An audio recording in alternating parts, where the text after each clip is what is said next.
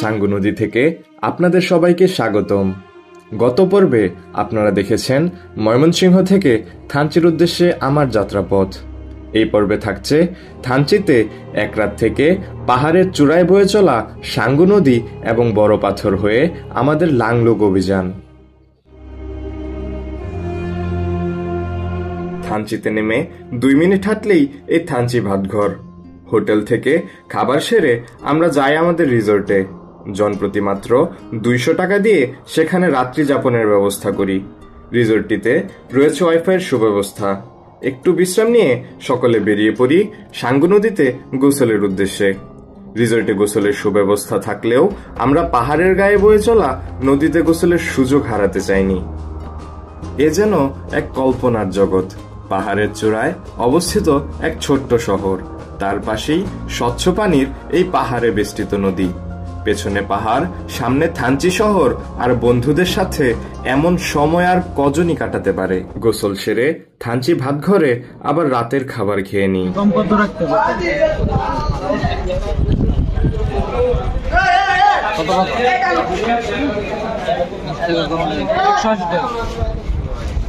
থানচি কুটিরের একটি রুমে, যেটাতে দেওয়া 3টি বেডে আমরা থেকেছিলাম 8 জন।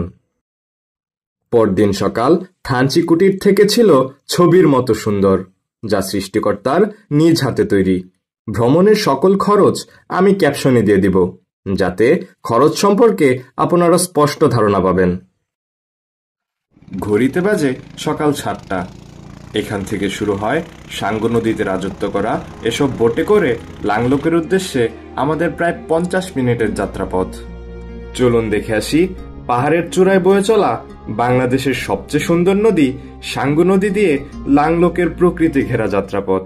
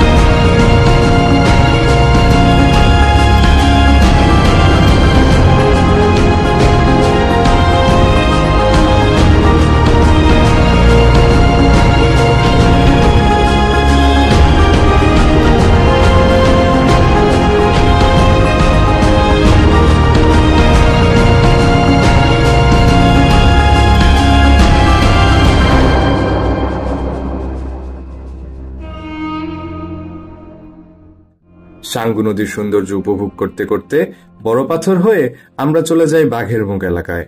মূলত এখান থেকেই পাহাড়ি জঙ্গলের ভেতর দিয়ে প্রায় 1 ঘন্টা আমাদের মূল ট্রেকিং শুরু হয়। পাহাড়ি জঙ্গলের জোকের ভয়, খাড়া উপরের দিকে প্রায় 1 ঘন্টার পথ হাঁটা, তার উপর জীবনের প্রথমবার ট্রেকিং, সব মিলে অনুভূতি ছিল অনেক রোমাঞ্চকর।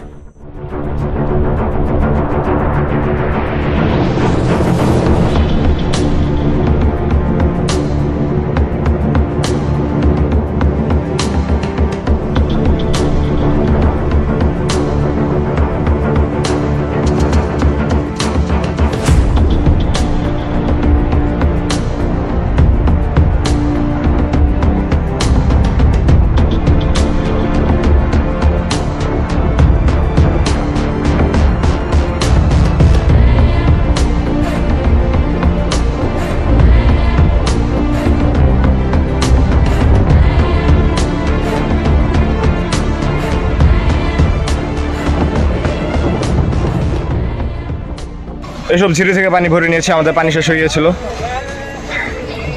আমরা ঝর্ণার কাছাকাছি এসে পড়েছি। এখানে একটি বসার জায়গা আছে।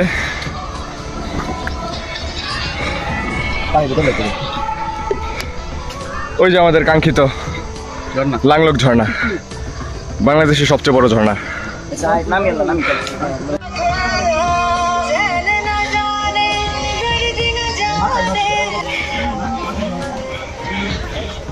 এই রাস্তাগুলো তো সাবধানে, এই যে এখানে পা পিছলে যেতে পারে, সাবধানে ভাই।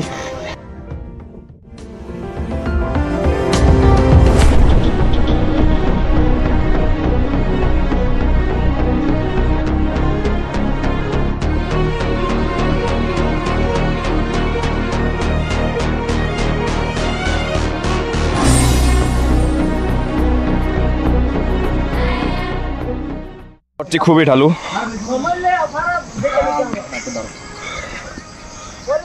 একটু আগে ঝর্ণাটি দেখা যাচ্ছিল, ভেবেছিলাম খুব কাছে, তবে ওই দেখা থেকে এখান পর্যন্ত আসতে প্রায় 20 মিনিট সময় লেগেছে, এখনো পৌঁছাতে পারিনি, আরো অনেকটা পথ যেতে হবে। এই পথটি খুবই ঢালু,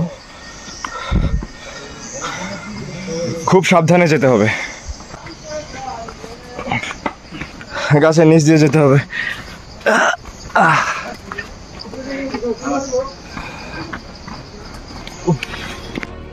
একটু আগে দূর থেকে ঝর্ণাটি দেখে মনে হচ্ছিল খুব কাছে, তবে খুব কাছে না, এখনো ঝর্ণাটি সামনে, তবে পথ শেষ হচ্ছে না।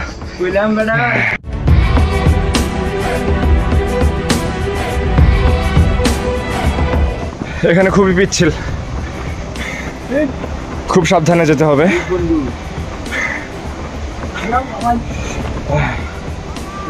উঁচু নিচু পথ আর খুবই পিচ্ছিল, সবগুলো পাথর, পাথরের গায়ে পিচ্ছিল কিছু লেগে আছে। হাঁটতে হাঁটতে ক্লান্ত হয়ে যাওয়ার মুহূর্তেই কেটে যায় আমাদের অপেক্ষার প্রহর। চোখের সামনে লাংলোক ঝর্ণার জীবন্ত অবস্থান, এ যেন এক স্বপ্ন পূরণ। ঝর্ণার দেখা আমাদের ক্লান্তির ছাপ মুছে দেয় নিমিষেই। দুদিন বৃষ্টি না থাকায় ঝর্ণায় তেমন পানি না থাকলেও কারো মাঝে কোনো আফসোস ছিল না। লাংলোক, যা লিলুক ঝর্ণা নামেও পরিচিত, এটি হলো প্রায় 380 থেকে 390 ফুট উঁচু এক ঝর্ণা, যাকে বলা হয় বাংলাদেশের অন্যতম উচ্চতম ঝর্ণা। অপেক্ষা আর ক্লান্তির অবসান ঘটিয়ে আমরা আজ লাংলোকের পানিতে গা ভিজিয়েছি, এ যেন এক সফলতার অনুভূতি। অবশেষে আমরা পৌঁছে গেলাম আমাদের সেই কাঙ্ক্ষিত বাংলাদেশের উচ্চতম ঝর্ণা লাংলোক ঝর্ণা।